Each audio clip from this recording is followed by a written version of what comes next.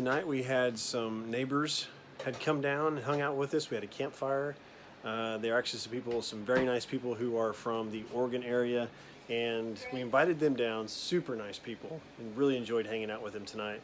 Sat around the campfire, had some s'mores, just talked for hours. Towards the end of the night, I hear something, and I'm like, what is that? So I'm listening. I'm like, this sounds like running water. It sounds like water dripping. And so I kind of leaned forward. I got Layla on my lap. She fell asleep. I leaned forward, and Lane's like, what is it, babe? Well, I could see your eyes.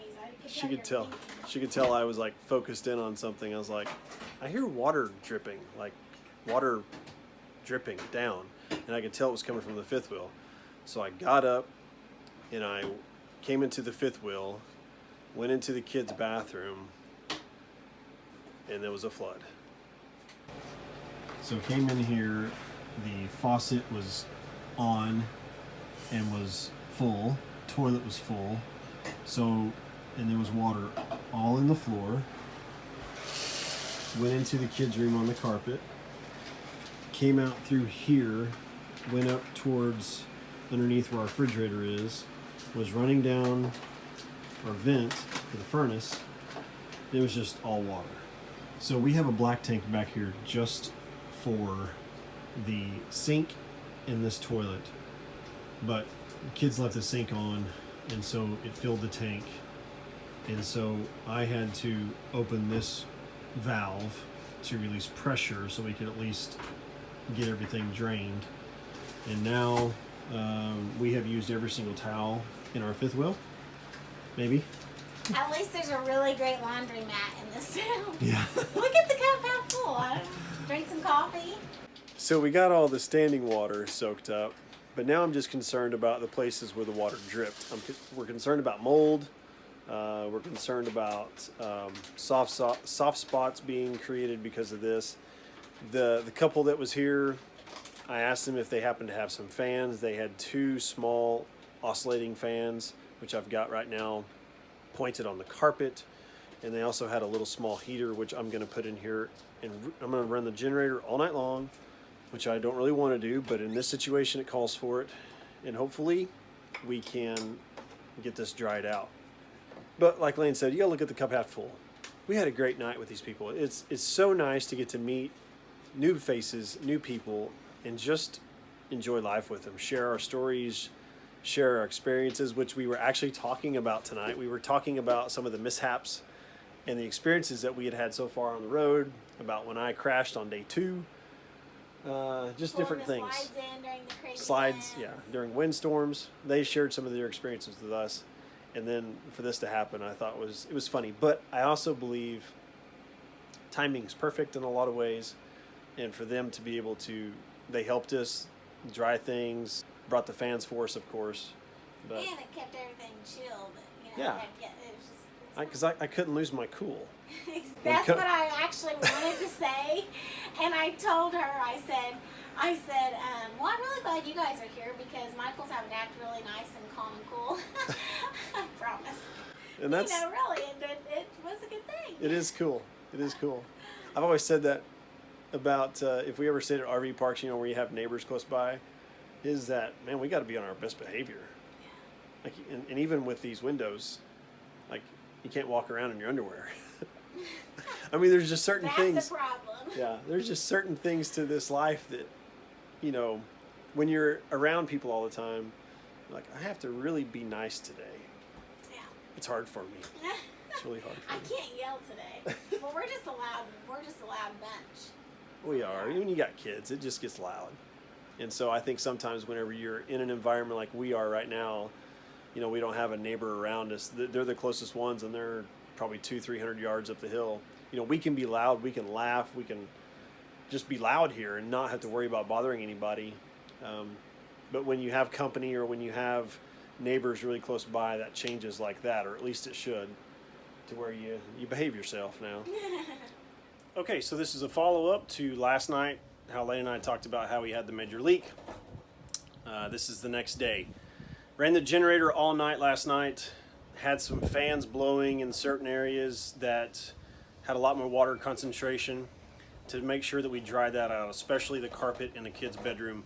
It went in probably about 1 foot to 1.5 feet in their room. Didn't soak the whole floor, just part of it.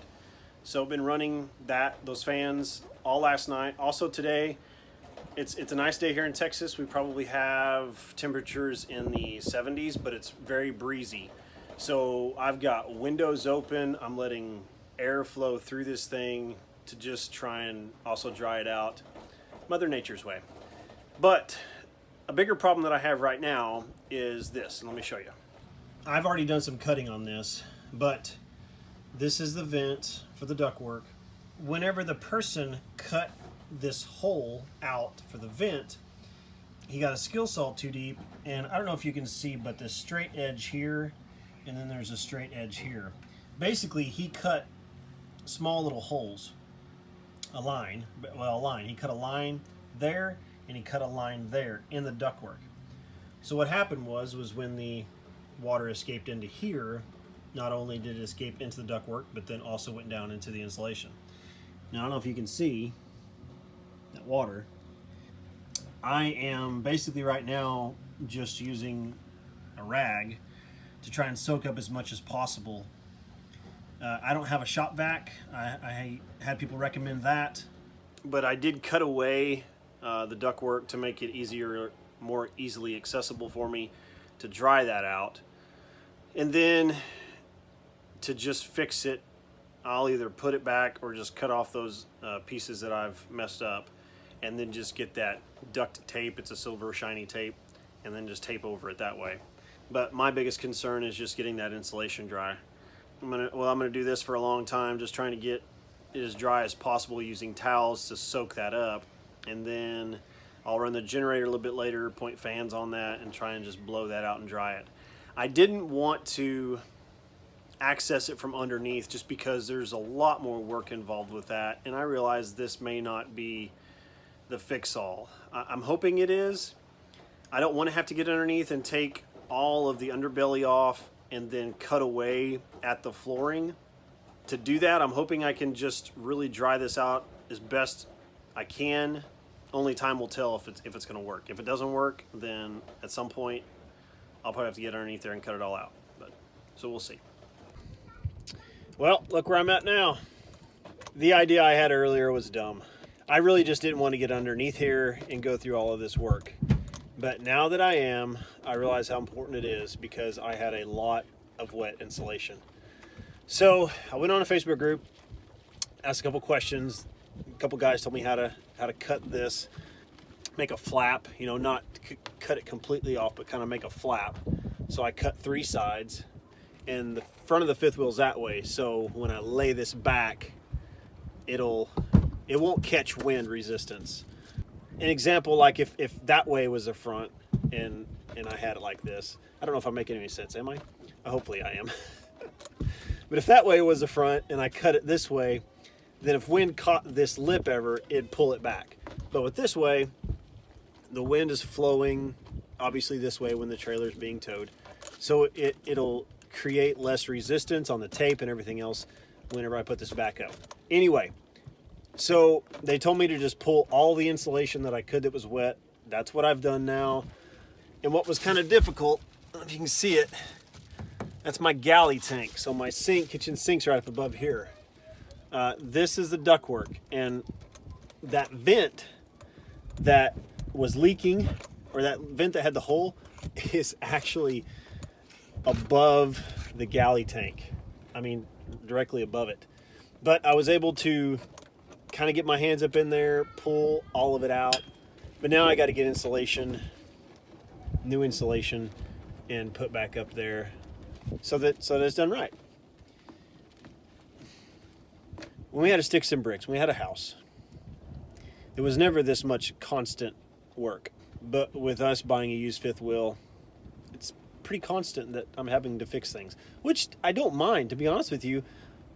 I love it that I'm able to fix these things by myself, and I don't feel like I have to call a repairman. There's such a great group of people out there on Facebook where you can just go ask questions, and other RVers, or even on the truck I've got, ask questions, and those guys are so helpful, and they'll just tell you exactly how you need to do it. And so it's really become quite easy to be a Mr. Fix-It, to do a do-it-yourself guy. So anyway, back up all the insulation. Gonna go to Home Depot or Lowe's tomorrow, get more insulation, put it back up here, and then tape it all up. Because I got to get this done pretty quick, because we're heading back to Missouri for Lane's best friend to have her baby in just a few days. So I got to get this done ASAP. Well, it's the next day. I'm back under here. Got to get this all finished up today. Got some R13 insulation that I'm going to be putting back up in here. Going to tape it up. Got to reseal this. So I'm hoping that I do everything right and that I don't have any more issues with this. And I left these I left these areas open all night. It was kind of a gusty night, so hopefully a lot of air got in there and dried everything out. So now I just got to get it all fixed. Okay, so I'm putting this up to the best of my ability. I would tear off chunks of the insulation, cut it, and then stuff it back into the holes where I had kind of reached in and pulled some of the wet insulation out. And then the big pieces, I am trying to tape it up using Gorilla Tape to some of the aluminum frame. It's going okay, it's not going that bad. I got the insulation put in this section, got it all Gorilla Taped up. You're gonna have some sagging, that's just gonna be part of it, because once you cut this black, it's not gonna fit perfectly back ever again. So, but I made sure that I got all of the holes filled, gaps filled up with tape. I'm a little bit concerned I don't have enough Gorilla Tape, because I still have that whole section over there to do, and then I also have to tape that back up. So I might not have enough and may have to go back to the store again. Well, I got one section done. Got it taped up. It's got a little bit of a sag in it, but I don't know how to fix that. I don't know. Taping won't do it, and I don't know if that can be. It'll just probably always be like that, but oh well. So now on to the next section. I was just thinking about how uncomfortable it is working underneath the fifth wheel, and I'm on gravel, so, but then I thought, hey, why not use the boogie board? All of a sudden I feel like a genius. Why didn't I think about this before? Lane's gonna laugh when she watches this, because I did not want to bring the boogie boards with us on this trip. When we left Missouri in the winter, I thought, why are we bringing the boogie boards? We don't need them. We're not gonna be going to the ocean. I'm eating my words right now, because I'm actually really glad we got them. I'm really glad I'd done this. I'm really glad I took it all out, because it was really, really bad, and it just would not have worked the way I was trying to do it. Would have had a lot of mold. Well, this is kind of an odd setting. I'm here in the truck. It's late at night. The kids are sleeping. Lane's doing some work, so I came out to the truck to create the ending to this vlog. As I was creating it, some things that I wanted to say that I didn't portray in the actual content as I was doing it in real time. Because we have had a ton of new RVers that have reached out to us, that have said, hey, we're getting ready to go full-time in just a short, a few months or this year. And here's what I want to portray to you guys, is that stuff is going to happen. As you can see in our past vlogs, stuff happens. It's normal. It's fine. That's just part of this RV life. But when it comes to fixing things on your own, I think that's as for men, at least for me, that was something I struggled with, because I thought, I know nothing about RVs. I know nothing about what it takes to make these operate. And I was a little bit nervous about, can I actually do the work? And what I want to tell you is, yes, you can. You can do the work. If you're a little bit nervous, a little bit scared about fixing things on your own, please don't be. Because of the fact that there is such a huge, huge support, a huge network of other RVers out there who have gone before you and who have experienced, I guarantee you, the exact same thing you're experiencing right now, whatever that is or whatever it may be. Somebody else has experienced it, and there's Facebook groups or there's forums out there. All you have to do is ask. I could not tell you how many times in the past months, if I didn't know something, I asked somebody else. I've got some really close friends now who, things I didn't understand, but they have been full-timing longer than me. I asked, I said, hey, how do I fix this? As an example, I've got my water heater issue I'm trying to fix right now. Another guy went through the exact same thing I'm going through. So I messaged him today and I'm asking him how to fix it. So don't be discouraged. Don't be scared. Stuff is going to happen. It's just part of this RV living. New or used, doesn't matter what you buy, something's going to have to be fixed. And if you want to save money, you're going to have to fix it yourself. I actually enjoy fixing things myself, learning how to do it so that at some point I can become a little bit more experienced and then pass on that same experience to you guys. So anyway, thank you guys for watching. If you enjoyed this video, please give it a thumbs up. Also subscribe to our YouTube channel. Follow us on our Instagram page. Follow us on Loftus Party of Six on our Facebook page. And we're doing 2 videos a week now. And we just really appreciate everybody's support. We have had such a huge support system, and we just love you guys. Everybody who comments, everybody who reaches out to us, we just thank you guys. We appreciate you guys. We can't wait to meet you guys on the road, because we love meeting people, we love people, and we love you all. So have a good day. Thanks again.